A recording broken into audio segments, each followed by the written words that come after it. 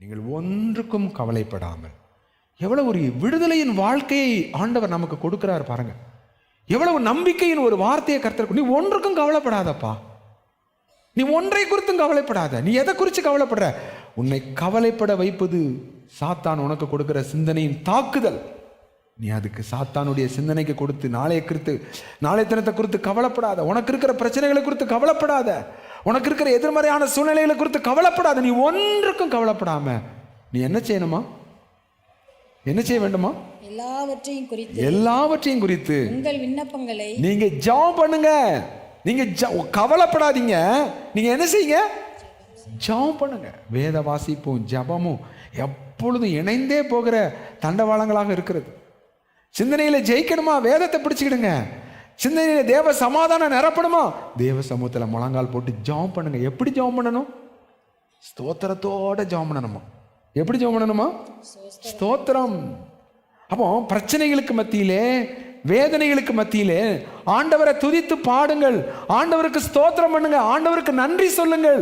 ஸ்தோத்திரத்தோடு கூடிய ஜெபத்தினாலே தேவனுக்கு தெரியப்படுத்துங்கள். அப்பொழுது எப்பொழுது கவலைப்படக்கூடாது, முழங்கால் போடணும், ஸ்தோத்திரம் பண்ணி ஜெபிக்கணும். எப்படி ஜெபிக்கணுமா? அப்பொழுது எல்லா புத்திக்கும் மேலான தேவ சமாதானம். பார்த்தீங்களா? என்னுடைய சிந்தனைகள் என்னை தாக்கும் பொழுது அசுத்த எண்ணங்களுக்கும் அசுத்த சிந்தனைகளுக்கு நான் இடம் கொடுத்த வேலைகளை எனக்கு மன்னிங்க ஆண்டவரேன்னு சொல்லுங்க.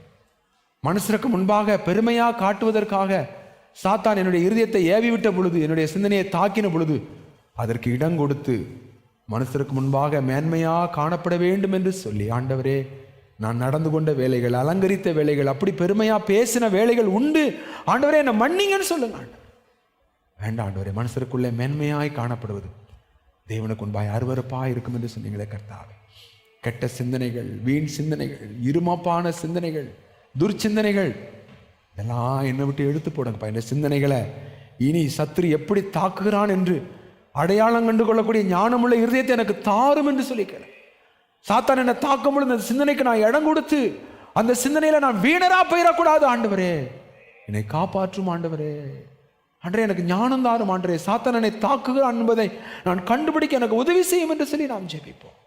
நான் எல்லா இடங்களிலும் ஆண்டவரே உம்மை நான் உயர்த்தி காட்டணும். ஆண்டவரே உம்மை நான் ஆண்டவரே வெளிப்படுத்தி காட்டணும். ஆண்டவரே உம்மையே நான் மகிமைப்படுத்தணும். ஆண்டவரே அன்றே நீர் எனக்கு உதவி செய்யும்.